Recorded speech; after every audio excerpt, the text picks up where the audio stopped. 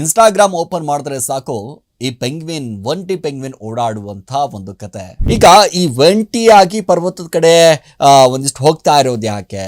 ಈ ವಿಡಿಯೋ ನೋಡಿ ಕೆಲವರು ತುಂಬಾನೇ ಮರಗ್ತಾ ಇದ್ದಾರೆ. ತುಂಬಾ ಜನ ಅಂತಂದ್ರು, ಅರೆ ಏನ್ರಿ ಇದು, ಕುಟುಂಬದ ಜೊತೆ ಸೇರ್ಬೇಕಾಗಿದ್ದಂಥ ಪೆಂಗ್ವಿನ್ ಒಂಟಿಯಾಗಿ ಯಾಕೆ ಹೋಗ್ತಾ ಇದೆ? ಈ ಒಂಟಿತನ ಅನ್ನುವಂಥದ್ದು ಖಿನ್ನತೆಗೆ ಒಳಗಾದಂಥ ಸಂದರ್ಭದಲ್ಲಿ ಸಹಜವಾಗಿ ನಮ್ಗೆ ಏನಾಗ್ಬಿಡುತ್ತೆ, ನಾವು ಒಬ್ಬರಾಗಿ ಒಂಟಿಯಾಗಿರ್ಬೇಕು. ಹಲೋ ನಮಸ್ಕಾರ, ರೆಬಲ್ ಟಿವಿಯ ವಿಶೇಷ ಕಾರ್ಯಕ್ರಮಕ್ಕೆ ಸ್ವಾಗತ. ನಾನು ಸಿರಾಜ್ ಪಾಲಿಕ. ಇನ್ಸ್ಟಾಗ್ರಾಮ್ ಓಪನ್ ಮಾಡಿದ್ರೆ ಸಾಕು ಈ ಒಂಟಿ ಪೆಂಗ್ವಿನ್ ಓಡಾಡುವಂಥ ಒಂದು ಕತೆ.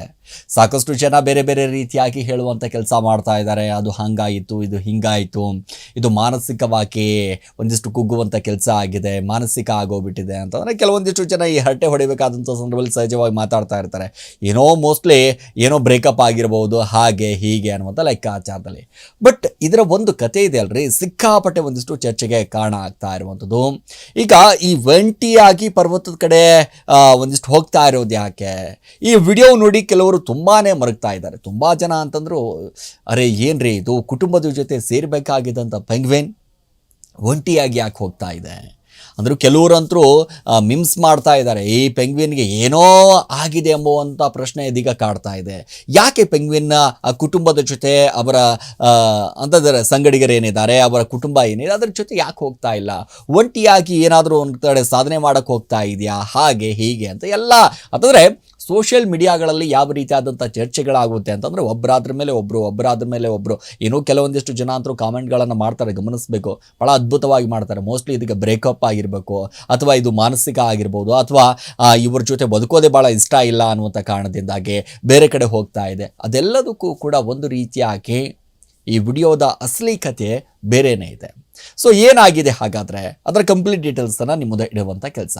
ಈ ಒಂಟಿ ಪೆಂಗ್ವಿನ್ ಸಮುದ್ರದ ಕಡೆಗೆ ಹಿಂಡಿನ ಹಿಂದೆ ಹೋಗಿದೆ, ಒಂಟಿಯಾಗಿ ತೆರಳ್ತಾ ಇರುವಂಥದ್ದು. ಸೊ ಆ ಹಿಂಡಿನಿಂದ ಹೋಗೋದೇ ಬೇಡ, ಒಂಟಿಯಾಗಿ ತೆರಳ್ತಾ ಇರುವಂಥದ್ದು. ಈ ಹಿಂಡಿನಿಂದ ಬೇರ್ಪಟ್ಟ ಸ್ಥಳದಿಂದ ಸರಿಸುಮಾರು 70-74 ಕಿಲೋಮೀಟರ್ ದೂರದಲ್ಲಿ ಇರುವಂಥ ಪರ್ವತದ ಬಳಿ ಸಾಗಿದೆ. ಸೊ ಇದು ಡಾಕ್ಯುಮೆಂಟ್ರಿ ಒಂದರ ದೃಶ್ಯ ಇದು. ಸೊ ವೆನಾ ಹೆಜೋಗ್ ನಿರ್ದೇಶನದ encounter at the end of the world ಅನ್ನುವಂಥ ಲೆಕ್ಕಾಚಾರದಲ್ಲಿ ಸಾಕ್ಷ್ಯಚಿತ್ರ ಏನಿದೆ, ಈ ದೃಶ್ಯವನ್ನು ಸಂಪೂರ್ಣವಾಗಿ ಅದರ ಭಾಗ ಅಂತ ಹೇಳಲಾಗ್ತಾ ಇದೆ. ಬರೆಯೋ ಅಂತಂದರೆ ಸರಿಸುಮಾರು ನಾವು ಗಮನಿಸ್ತಾ ಹೋದರೆ 19 ವರ್ಷಗಳ ಹಿಂದೆ ಈ ವಿಡಿಯೋ ಮತ್ತೆ ವೈರಲ್ ಆಗ್ತಾ ಇರುವಂಥದ್ದು. ಅಂದರೆ 19 ವರ್ಷದ ಹಿಂದೆ ಒಂದು ಡಾಕ್ಯುಮೆಂಟ್ರಿ ಮಾಡಿರ್ತಾರೆ. ಆ ಡಾಕ್ಯುಮೆಂಟ್ರಿಯ ದೃಶ್ಯವು ಇದೀಗ ಒಂದಿಷ್ಟು ವೈರಲ್ ಆಗ್ತಾ ಇರುವಂಥದ್ದು.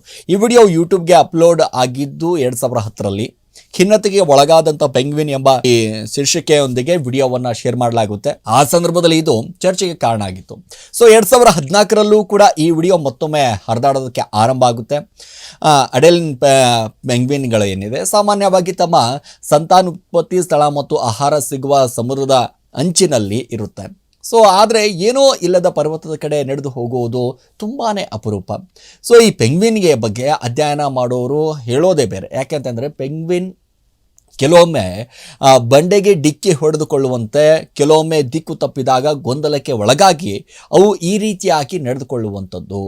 ಸೊ ಆಗ ಅವರು ಲೆಕ್ಕವಿಲ್ಲದಷ್ಟು ದೂರ ನಡೆದು ಹೋಗಿ ಒಂದಿಷ್ಟು ಬಿಡುತ್ತವೆ ಅನ್ನುವಂಥದ್ದು. ಅವುಗಳನ್ನು ಮತ್ತೆ ಗುಂಪಿಗೆ ತಂದು ಬಿಟ್ಟರು ಅದು ಮತ್ತೆ ಸಾಗುವುದು ಆ ಪರ್ವತದ ಕಡೆಗೆ. ಅಂತಂದರೆ ಈಗ ಈ ಬಂಡೆಗಳನ್ನು ತಲೆಗೆ ಚಚ್ಕೊಳ್ಳೋದ್ರಿಂದಾಗಿ ಆವಾಗ ಒಂದಿಷ್ಟು ಮಾನಸಿಕ ಸಮತೋಲನ ಕಳೆದುಕೊಳ್ಳುವಂಥದ್ದಾಗಿರ್ಬೋದು, ಈ ರೀತಿಯಾಗಿ ಆ ರೀತಿಯಾಗಿ ಅಂಥದ್ದು. ಸೊ ಈ ಲೆಕ್ಕವಿಲ್ಲದಷ್ಟು ದೂರ ಹೋಗುವಂಥ ಕೆಲಸವನ್ನು ಮಾಡ್ಕೊಂಡ್ಬಿಡುತ್ತೆ. ಯಾವಾಗ ಅಂತಂದರೆ ದಿಕ್ಕು ತಪ್ಪಿದಂಥ ಸಂದರ್ಭದಲ್ಲಿ. ಸೊ ಆವಾಗ ಏನು ಮಾಡಿಬಿಡುತ್ತೆ, ನೀವು ಗುಂಪಿಗೆ ತಂದು ಬಿಟ್ಟರೂ ಕೂಡ ಮತ್ತೆ ಏನು ಮಾಡುತ್ತೆ, ಆ ಪೆಂಗ್ವಿನ್ ಪರ್ವತದತ್ತ ಹೋಗುವುದಕ್ಕೆ ಆರಂಭ ಆಗುತ್ತೆ. ಇದು ನರ ಸಂಬಂಧಿ ಕಾಯಿಲೆ ಇರಬಹುದು ಅಂತ ಕೆಲವರು ಹೇಳ್ತಾರೆ. ಇನ್ನು ಯುವ ಪೆಂಗ್ವಿನ್ಗಳು ಹೊಸದರ ಹುಡುಕಾಟದಲ್ಲಿ ಈ ರೀತಿಯಾಗಿ ಮಾಡುತ್ತವೆ ಎಂಬ ಮಾತು ಕೂಡ ಇದೆ. ಸೊ ವೈಜ್ಞಾನಿಕ ದೃಷ್ಟಿಕೋನದಿಂದ ಇದು ಅಷ್ಟು ಚಿಂತಿಸುವ ವಿಷಯವಲ್ಲ.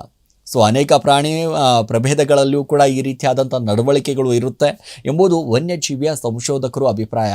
ಸೊ ಸೋಷಿಯಲ್ ಮೀಡಿಯಾದಲ್ಲಿ ಇದನ್ನು ಮಿಮ್ಸ್ ರೂಪದಲ್ಲಿ ಬಳಸಲಾಗ್ತಾ ಇದೆ. ಕೆಲವರು ಇದನ್ನು ಇತ್ತೀಚೆಗೆ ಜನರು ಬಳಸ್ತಾ ಇರುವಂಥ ಖಿನ್ನತೆ ಹಾಗೂ ಒಂಟಿತನಕ್ಕೆ ಹೋಲಿಕೆಯನ್ನು ಮಾಡಲಾಗ್ತಾ ಇದೆ. ಸೊ ಅಂತಂದರೆ ಈ ಒಂಟಿತನ ಅನ್ನುವಂಥದ್ದು ಖಿನ್ನತೆಗೆ ಒಳಗಾದಂಥ ಸಂದರ್ಭದಲ್ಲಿ ಸಹಜವಾಗಿ ನಮ್ಗೆ ಏನಾಗ್ಬಿಡುತ್ತೆ, ನಾವು ಒಬ್ಬರಾಗಿ ಒಂಟಿಯಾಗಿರಬೇಕು. ಸೊ ಎಷ್ಟೇ ಜನ ಮನೆಯಲ್ಲಿ ಇದ್ರೂ ಕೂಡ ನಾವು ಒಂದು ರೂಮಲ್ಲಿ ಒಂಟಿಯಾಗಿರಬೇಕು. ಖಿನ್ನತೆಗೆ ಒಳಗಾದಂಥ ಸಂದರ್ಭದಲ್ಲಿ ಮಾನಸಿಕವಾಗಿ ಏನಾದರೂ ನಾವು ತಲೆಯಲ್ಲಿ ಯಾವುದೋ ಒಂದು ವಿಷಯವನ್ನು ತೆಗೆದುಕೊಂಡಂಥ ಸಂದರ್ಭದಲ್ಲಿ ಆ ರೀತಿಯಾದಂಥ ಈ ಮನುಷ್ಯರಲ್ಲಿ ಆಗಿರ್ಬೋದು, ಮನುಷ್ಯರ ಪ್ರಭೇದದಲ್ಲಿ ಆಗಿರ್ಬೋದು, ಪ್ರಾಣಿಗಳ ಪ್ರಭೇದದಲ್ಲಿ ಆಗಿರ್ಬೋದು, ವನ್ಯಜೀವಿಗಳ ಸಂಶೋಧಕರು ಹೇಳ್ತಾ ಇರುವಂಥದ್ದು ಇದೆ. ಸೊ ಮಿಮ್ಸ್ ಮಾಡ್ತಾ ಇದ್ದಾರೆ, ಸಿಕ್ಕಾಪಟ್ಟೆ ಜನ ಒಂದಿಷ್ಟು ಕ್ವಾಟ್ಲೆಯನ್ನು ಎತ್ತಿಸುವಂಥ ಕೆಲಸ ಮಾಡ್ತಾ ಇದ್ದಾರೆ. ಕೆಲವೊಂದಿಷ್ಟು ಜನ ಇದೇ ಪೆಂಗ್ವಿನ್ ಹೋಗಿತ್ತಲ್ಲ, ಇದನ್ನು ತಂದು ಬಿಡುವಂಥ ಕೆಲಸ ಮಾಡಿದ್ದೀನಿ. ಸಾಕಷ್ಟು ಸೋಷಿಯಲ್ ಮೀಡಿಯಾದಲ್ಲಿ ಅಂತೂ ಈ ಪೆಂಗ್ವಿನ್ ಬಗ್ಗೆ ಅಂತೂ ಸಿಕ್ಕಾಪಟ್ಟೆ ಚರ್ಚೆ ನಡೀತಾ ಇದೆ. ಹಾಗೆ ಹೀಗೆ ಇದೆಲ್ಲದಕ್ಕೂ ಕೂಡ ಫುಲ್ ಸ್ಟಾಪ್ ಅಂತಂದರೆ ಇದೊಂದು ಡಾಕ್ಯುಮೆಂಟ್ರಿ ಮಾಡುವಂಥ ಸಂದರ್ಭದಲ್ಲಿ ಸಿಕ್ಕಿರುವಂಥ ದೃಶ್ಯಾವಳಿಗಳು ಸಿಕ್ಕಾಪಟ್ಟೆ ಚರ್ಚೆಗೆ ಗ್ರಾಸ ಆಗಿರುವಂಥದ್ದು. ಅದೆಷ್ಟೋ ಜನರು ಒಂದಿಷ್ಟು ಭಾಳಷ್ಟು ಮನಸ್ಸಿನಿಂದ ಮರಗ್ತಾ ಇದ್ದಾರೆ, ಅರೆ ಏನ್ರಿ ಹಂಗಾಗೋಗ್ಬಿಡುತ್ತಲ್ಲ ಅಂತ.